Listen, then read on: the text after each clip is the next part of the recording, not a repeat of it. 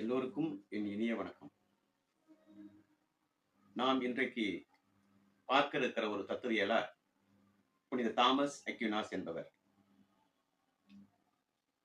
இவர் கிபி 13ஆம் நூற்றாண்டில் வாழ்ந்தவர்.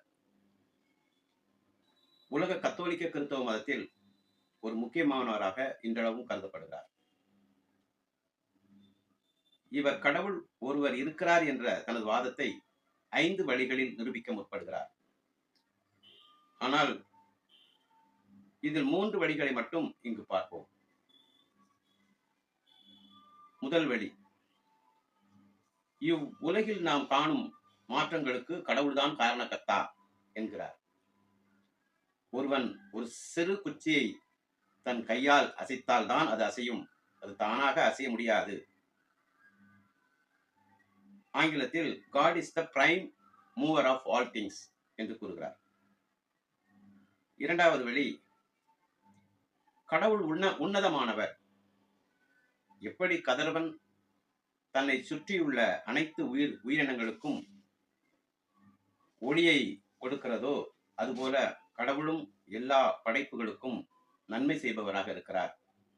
ஆங்கிலத்தில் God is the supreme good அல்லது highest good என்று சொல்கிறார்.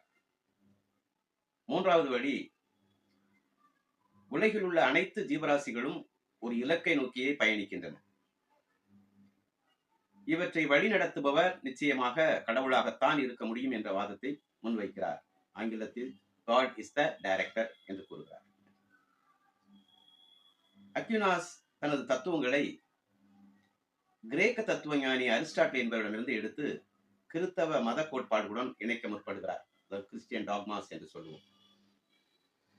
ஆனால் அரிஸ்டாட்டில் கிறிஸ்து பிறப்பதற்கு முன்பே வாழ்ந்தவர். அரிஸ்டாட்டிலின் தத்துவத்தை மேற்கத்திய நாடுகளுக்கு மீண்டும்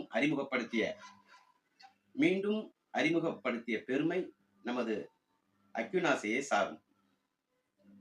ஆனால் மேற்கூறிய இந்த 5 அல்லது 3 வழிகளை அல்லது கோட்பாடுகளை இன்றைய தத்துவவியலாளர்கள் பெரும்பாலோர் ஏற்பதில்லை. இந்த காணொளி உங்களுக்கு பயனுள்ளதாக இருப்பின் மற்றவர்களோடு பகிர்ந்து கொள்ளுங்கள். நன்றி, வணக்கம்.